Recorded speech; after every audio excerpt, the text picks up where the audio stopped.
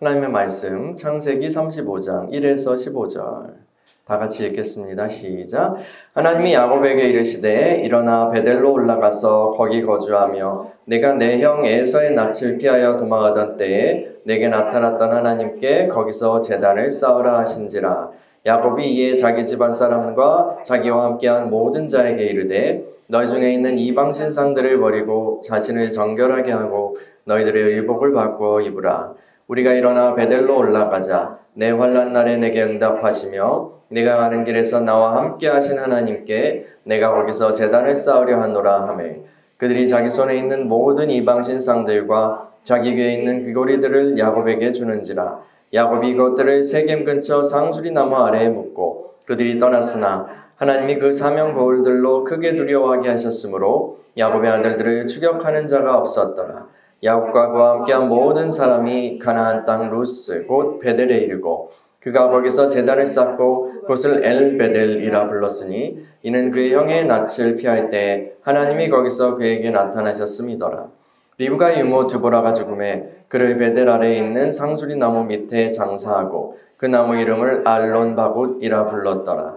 야곱이 밧단 아람에서 돌아오매 하나님이 다시 야곱에게 나타나사 그에게 복을 주시고 하나님이 그에게 이르시되 내 이름이 야곱이지만은 내 이름을 다시는 야곱이라 부르지 않겠고 이스라엘이 내 이름이 되리라 하시고 그가 그의 이름을 이스라엘이라 부르시고 하나님이 그에게 이르시되 나는 전능한 하나님이라. 생육하며 번성하라 한 백성과 백성들의 총회가 내게서 나오고 왕들이 내 허리에서 나오리라. 내가 아브라함과 이삭에게 준 땅을 내게 주고 내가 내 후손에게도 그 땅을 주리라 하시고 하나님이 그와 말씀하시던 곳에서 그를 떠나 올라가시는지라. 야곱이 하나님이 자기와 말씀하시던 곳에 기둥 곧 돌기둥을 세우고 그 위에 전제물을 붓고 또 그 위에 기름을 붓고 하나님이 자기와 말씀하시던 곳의 이름을 베델이라 불렀더라. 아멘.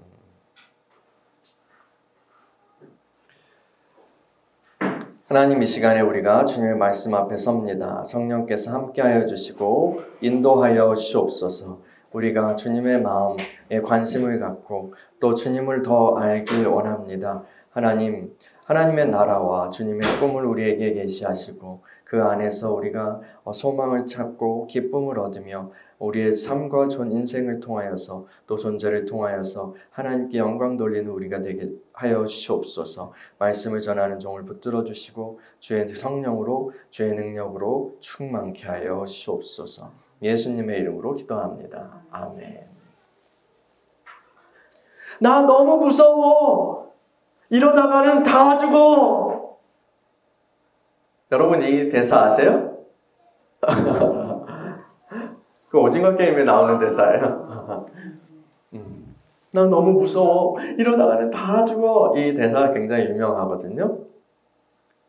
근데요, 이 야곱도 이러다가는 다 죽어 라는 그런 상황에 빠졌어요. 그렇죠? 누이 디나가 세겜에게 겁탈당하는 일이 발생하니까 이 오빠들이 시몬과 레위가 계책을 써서 그 성의 남자들을 완전히 몰살시켜 버렸죠. 그리고 야곱의 다른 아들들도 합세해서 세겜성 전체를 약탈했어요. 그리고 그 도시의 여인들과 아이들을 노예로 사로잡았죠. 하루아침에 세겜 도시가 멸망했어요. 일이 이렇게 되었을 때 야곱은 근심에 빠졌어요. 세겜과 동맹을 맺은 그런 다른 가나안 족속들이 분명히 야곱에게 보복을 할 것이기 때문입니다. 그렇게 되면 다 죽는 거예요. 이러다가는 다 죽어. 이 위기 앞에서요, 야곱은 하나님의 음성을 들어요. 근데 여러분, 야곱이 주님의 음성을 듣는 그런 상황들을 살펴보면요, 대부분 야곱이 위기에 처했을 때예요. 에서나 라반으로 인해서 마음이 굉장히 힘들 때, 위축될 때, 두려울 때, 불안할 때, 그럴 때 하나님이 야곱에게 나타나셔서 용기와 지혜를 주시죠. 오늘날 우리도요, 평안한 상황보다는 힘든 상황 속에서 오히려 하나님을 진하게 만나는 그런 때가 더 많은 것 같아요. 사실 룰루랄라 이렇게 살아갈 때는 하나님을 찾는 것에 별로 절실하지 않죠. 물론 그런 상황에서도 하나님은 신실하시고 또 우리에게 친절하십니다. 그런데 우리는 우리의 상황이 이렇게 큰 문제가 없는 것 같이 느껴질 때 이 모든 것들을 당연하게 여겨요. 당연하게요. 그래서 하나님이 나를 돌보아 주신다. 하나님이 나를 돌보아 주시는 그 은혜를 잘 인식하지 못합니다. 그러다가 뭔가 딱 문제가 발생하면, 문제 상황이 닥치면 마음이 달라지죠. 전부 열지옵소서 손 들고 옵니다. 주 나를 외면하시면 나 어디 가리까 주여, 이렇게 되는 거예요. 그래서 절절한 마음으로 하나님을 찾고 기도하고 또 부르짖게 되고, 그러다 보니까 깊은 체험도 하게 되고 또 은혜도 받고 하는 것입니다. 그런 의미에서 우리 삶의 부정적인 요소들이 항상 나쁜 것만은 아닌 것 같아요. 그러한 일들로 인해서 우리가 가장 좋은 분, 가장 귀한 분, 그 하나님께 더 가까이 나아가게 되기 때문입니다. 두렵고 막막한 그 상황 속에서 하나님께서는 야곱에게 말씀하세요. 창세기 35장 1절 다시 한번 읽어볼까요? 1절 시작. 하나님이 야곱에게 이르시되 일어나 베델로 올라가서 거기 거주하며 내가 내 형 에서의 낯을 피하여 도망하던 때에 내게 나타났던 하나님께 거기서 제단을 쌓아라 신지라. 아멘. 주님께서는 야곱에게 베델로 올라가라 라고 말씀하십니다. 그리고 거기에 거주하면서 머물면서 제단을 쌓고 하나님을 예배하라고 명령하시죠. 젊은 야곱이 에서의 분노를 피해서 도망칠 때 하나님께서는 길에서 자고 있는 그런 도망길이죠. 그 길에서 자고 있는 야곱에게 꿈으로 나타나셨죠. 자신을 아브라함의 하나님, 이삭의 하나님으로 계시하시면서 이제는 내가 너와 야곱과 함께 할 거야. 그리고 너에게 복을 줄 거야. 라고 말씀하세요. 그런 체험을 한 뒤에 야곱은 베개로 삼았던 돌을 기둥으로 세우고 거기에 기름을 붓죠. 그것을 베델, 즉 하나님의 집이라고 부릅니다. 그 야곱은 또 이제 이렇게 반응해요. 진짜로 하나님이 말씀하신 대로 자신을 안전하게 지켜주시고 성공하게 해주셔서 아버지 집으로 무사히 돌아오게 해주시면 그 하나님을 내 하나님으로 섬기겠다고 서원합니다. 또 지금 내가 이 돌 이렇게 세워둔 그 돌로 하나님의 집을 세워드리겠다라고 약속합니다. 그 후의 스토리는 우리가 다 살펴보았죠. 하나님께서는 야곱에게 약속하셨던 것처럼 그와 함께 하셨죠. 그리고 큰 은혜를 베풀어 주셨습니다. 위기 때마다 야곱을 구해 주셨고요. 또 대가족을 이루고 번성하게 하셨죠. 또 많은 재물로 그를 복주셨어요. 하나님은 참으로 신실하게 약속을 지키셨습니다. 그리고 이렇게 신실하게 그를 지켜주신 하나님께서는 이제도 지금 이 위기 상황에서도 야곱을 지켜주실 거죠. 야곱은 이제 그분 앞에서 자신이 한 서원을, 자신이 한 약속을 이행할 때입니다. 야곱은 모든 가족들과 함께 베델로 가기로 결정해요. 야곱은 그곳으로 가기 전에 가족들뿐 아니라 이제 자기와 함께 있는 모든 시종들, 부하들 있을 거 아니에요. 그 모든 사람들을 다 포함해서 정결하게 합니다. 정결하게요. 그 사람들이 지금까지 가지고 있었던 모든 이방 신상들, 그리고 귀고리 같은 주술적인 어떤 장신구들을 다 몸에서 제거했어요. 그들은 옷도 깨끗하게 갈아입었죠. 야곱은 이방 종교와 관련된 모든 물건들을 다 모아서 세겜의 상수리 나무 아래 묻어버렸습니다. 이 일을 하고 나서 야곱의 가족들은 그곳을 떠나서 베델로 향합니다. 놀랍게도 가나안의 어떤 족속들도요, 그들을 공격해오지 않았어요. 어떻게 된 일이죠? 하나님께서 그 지역의 사람들에게 역사하셔서 이 야곱네를 크게 두려워하게 만드셨기 때문입니다. 야곱은 큰 문제 없이, 정말 많은 걱정을 했을 텐데 별 문제 없이 베델에 이르렀어요. 야곱은 그곳에서 제단을 쌓고 그곳을 엘 베델, 즉 베델의 하나님이라고 부릅니다. 베델의 하나님은 야곱에게 하신 약속을 신실하게 지키셨습니다. 하나님은 베델로 돌아온 야곱에게 다시 한번 이스라엘이라는 이름을 주시고 복을 주십니다.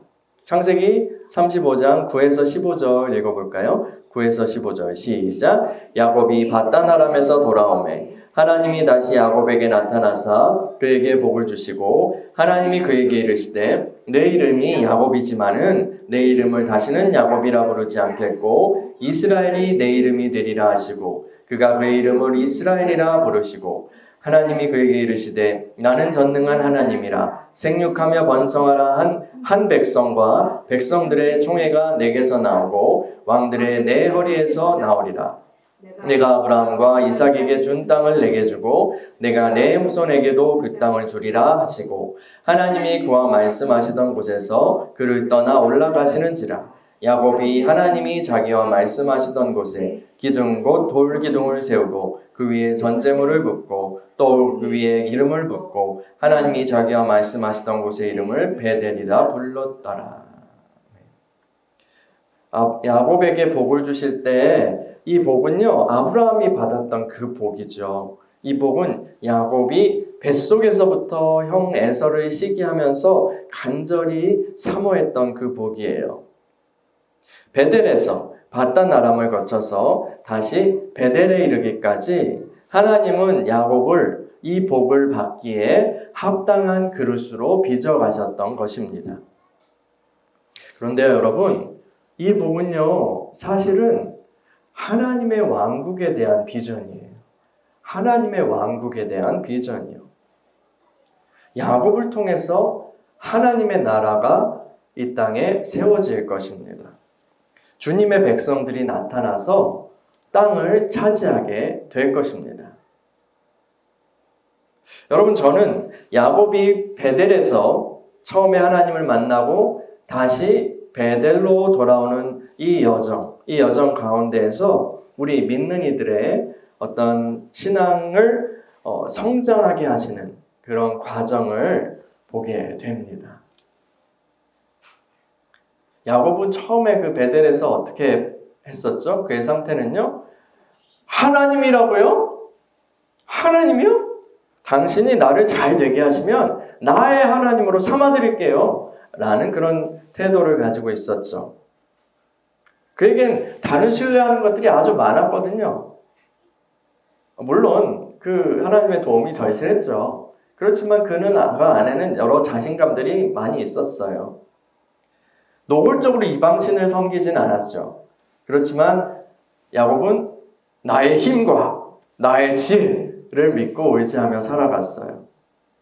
그것으로 인생을 헤쳐가는 것이 바른 것이라고 믿었죠. 자신이 원하는 것을 얻기 위해서 그 모든 것들을 발휘하는 것이 좋은 인생이고 좋은 삶이라고 생각하면서 살았어요. 그런데 어떻게 돼요? 그 자신만만하던 야곱이 인생의 쓴맛을 봅니다. 자신보다도 더 큰 악당, 사기꾼, 라반을 만나서 그 이후로 삶이 내 맘대로 안 된다는 것을, 삶의 인생이라는 게 정말 내 맘대로 이렇게 통제할 수 있는 게 아니구나, 계획대로 되는 게 아니구나 라는 것을 뼈저리게 느끼죠. 20년이 넘는 세월 동안요. 그러면서 조금씩 이제 야곱이 하나님을 의지하게 돼요. 하나님을 의지하게 돼요. 하나님 도와주세요! 라는 말을 하게 돼요. 그럼 하나님은 그를 도우시죠. 라반과 결별하고 또 이제 그 형 에서를 다시 대면하게 되었을 때에도 야곱은 살기 위해서 갖은 수를 다 써보지만 살 길은 오직 하나님으로부터 나온다는 것을 인정하지 않을 수 없었어요. 그래서 뭐라 그래요? 씨름하면서 당신이 나에게 축복하지 않으시면 난 놓을 수 없어요. 결국 이렇게 고백할 때요. 야곱이 이렇게 고백할 때 하나님은 그에게 이스라엘이라는 새 이름, 하나님이 싸우신다. 이스라엘이라는 새 이름, 새로운 정체성을 주십니다. 이제 스스로의 힘으로 사는 것이 아니라 싸우시는 하나님의 은혜로 사는 존재가 되게 하신 거예요. 하나님을 의지하여 사는 존재로요. 야곱은 비로소 그 하나님을 믿고 거기서 하나님을 예배하기 시작해요. 야곱이 처음 쌓은 제단의 이름이 뭐였죠? 엘로헤 이스라엘이었어요. 하나님, 이스라엘의 하나님이라는 뜻인데요. 이것은 야곱이 아브라함과 이삭의 하나님을 이제 야곱의 하나님, 자신의 하나님으로 인정하였다는 것을 보여주는 이름이죠. 그러나 이것은요, 신앙의 시작일 뿐입니다. 엘로헤 이스라엘은 신앙의 시작일 뿐이에요.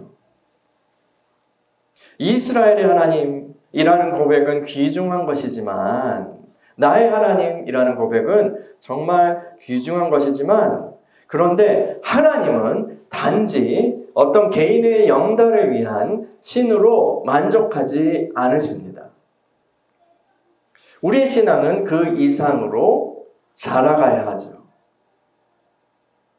나 자신이나 다른 어떤 것들을 의지하지 않고 하나님을 의지하면서 살아가는 삶은 참으로 귀합니다. 다른 데 가지 않고 무당집 가지 않고 이상한 데 가는 게 아니라 하나님, 나의 하나님께 가서 부르짖는 것은 참으로 귀한 일이죠. 그 하나님이 날 도우시고 그 하나님이 날 잘되게 하신다라는 믿음은 기본으로 깔려 있어야 해요. 많은 사람들이 그것조차도 시작을 못하거든요. 그래서 이상한 데 막 기웃거리거든요.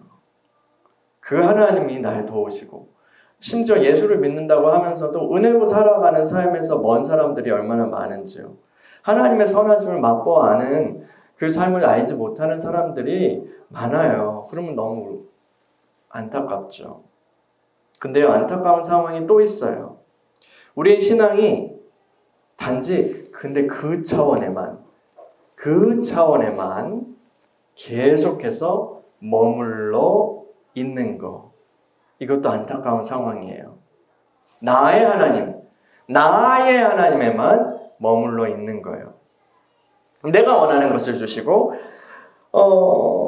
내가 원하는 것을 얻게 하시고 나를 성공하게 하시고 나의 편이 되시는 하나님을, 언제나 나의 편이 되게 되시는 하나님을, 그 하나님을 예배하는 데에만 머물러 있는 거예요. 신앙이 어릴 때는 그럴 수 있어요. 그러나 머물러 있어서는 안 돼요. 머물러 있어서는 안 됩니다. 하나님께서는 야곱이 엘로헤 이스라엘, 거기에 평생 거하는 것을 원하지 않으셨어요. 야곱은 엘베델, 하나님의 집에 하나님의 집에 하나님을 예배하는 자로 더 나아가야 했습니다. 성숙해져야 하는 것이죠. 엘베델, 하나님의 집에 하나님을 예배하는 것은요, 나 중심이 아니라 내 위주가 아니라 하나님 그분에 관심을 가지는 거예요. 그 그분을 중심으로 나의 모든 것을 재편해 가는 거예요. 여러분, 하나님의 관심은 야곱에게 복을 주시는 거였어요. 그렇죠? 그러나 그 복은 야곱 개인의 영달을 위한 것이 아닙니다. 하나님께서는 야곱, 그러니까 이스라엘을 통해서 이 땅 가운데 하나님의 나라를 세우시려고 하는 거예요. 야곱이 하나님 내가 이걸로 집 지어드릴게요. 하나님의 집을 지어드릴게요. 했을 때 어떤 규모를 생각했는지는 잘 모르겠어요. 그냥 돌을 거기서 해가지고 하나님의 집 이렇게 간판만 붙일 것인지 아니면 진짜 산당같이 뭔가 지으려고 했던 건지 이방신의 어떤 신전처럼 하려고 했는 그거는 잘 모르겠어요. 근데 하나님께서는 어떤 신당이나 건물에 담기시는 분이 아니죠. 물론 모세 시대에 성막이 있고요. 솔로몬의 시대에 성전이 세워졌지만 그것은 하나님의 영원한 비전이 아닙니다. 그건 영원한 하나님의 그 집이 아니에요. 그 성막과 성전은 장차 영원한 것을 위한 예표일 뿐이었어요. 하나님께서는 궁극적으로 온 우주를 새롭게 하셔서 그 안에 함께 거하시기를 원하셨습니다.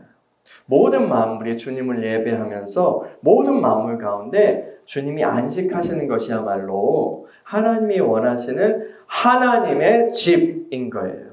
그 하나님의 집의 비전인 거예요. 이 일은요, 야곱을 통해서 오실 한 왕, 예수 그리스도를 통해 성취될 것입니다. 그리스도 안에서 새롭게 창조된 믿는 이들은 함께 연합해서 거대한 성전으로 하나님의 집으로 그렇게 건축되도록 부름을 받았어요.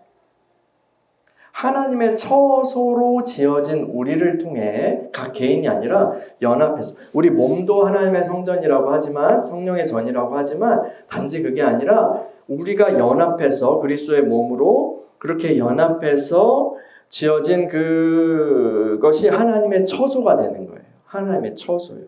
그걸 통해서 우리를 통해서 만물을 충만한 임재로 채우시는 것이 주님의 비전이에요. 너무 생소한 소리예요? 너무 생소한 소리인가요? 에베소서 2장 20절을 한번 볼게요. 신약 성경 에베소서 2장이요.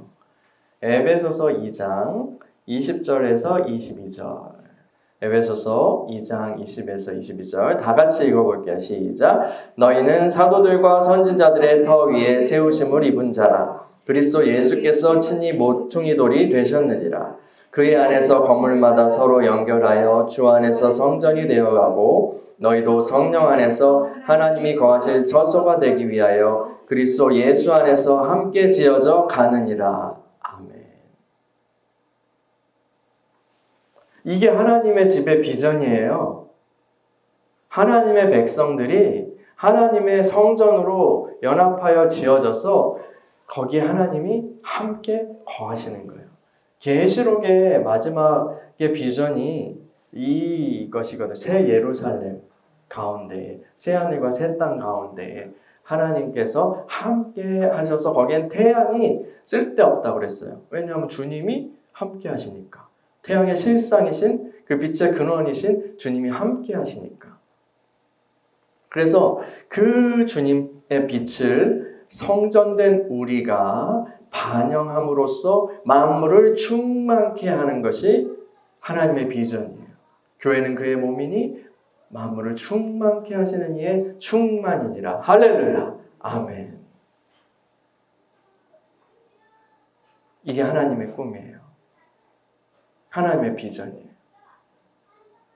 그러니까요, 내가 내가 하나님의 부르심을 따라가고 내가 성장하고 성숙하는 건 단지 개인의 문제가 아니고요. 함께 지어져 가는 공동체적 부분이고요. 그리고 그냥 내가 가가지고 상급을 받고 내가 천국에 가고 단지 이 문제만도 아니에요.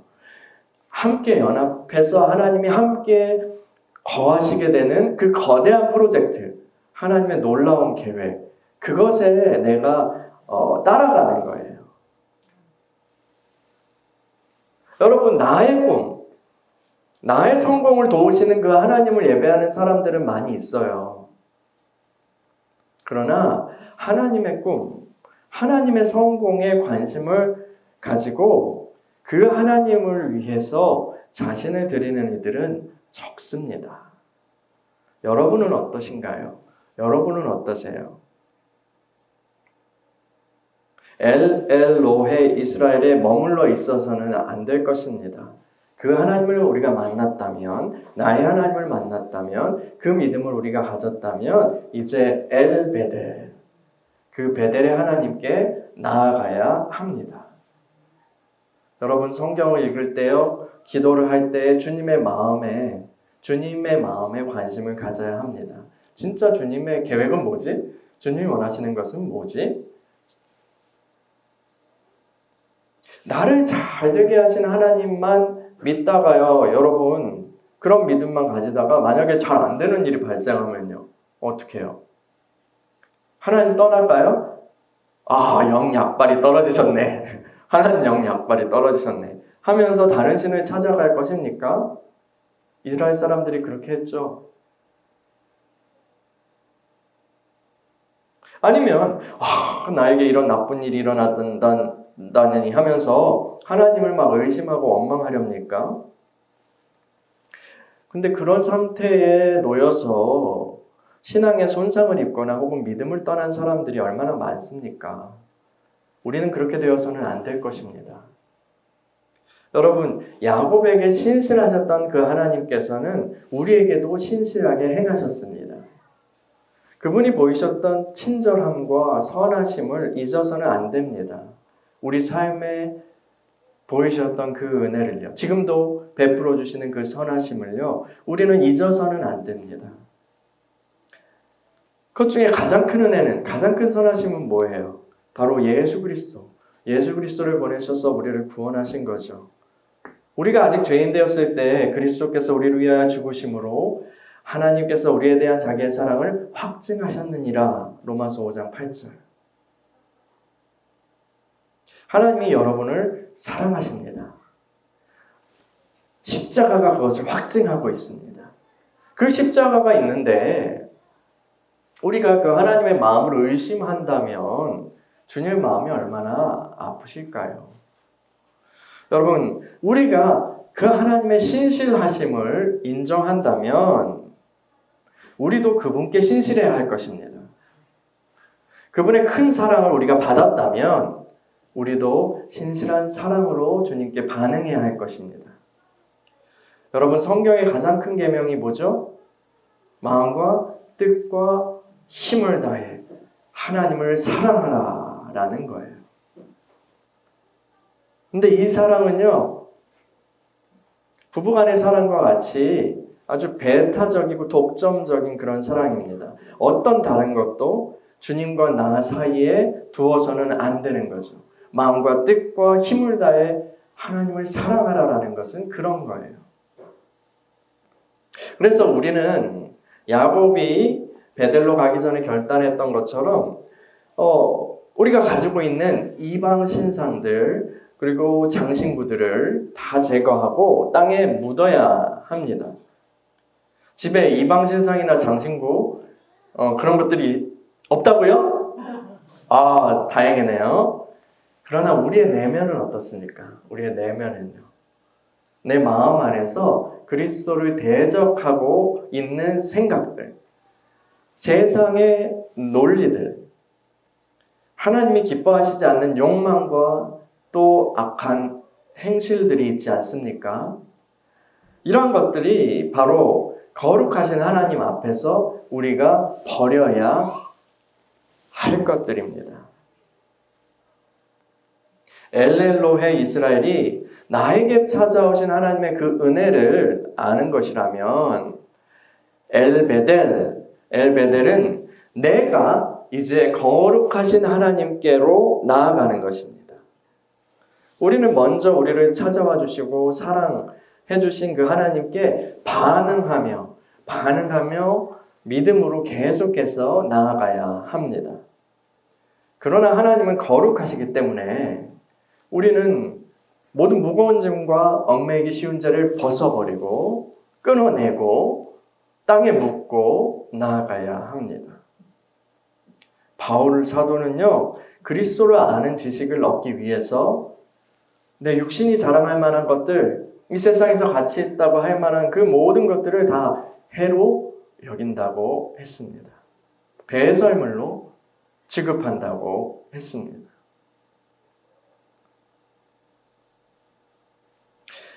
신앙의 성숙은 대충 그냥 시간을 때운다고 이루어지는 것이 아닙니다. 주님께서 분명히 말씀하셨다시피 그것은 좁은 길로 가는 것이고요. 자기 십자가를 지고 자기를 부인하고 나아가는 거예요. 주님을 따라가는 거예요. 그리고 주님을 따르기 위해서 대가를 지불하는 것입니다.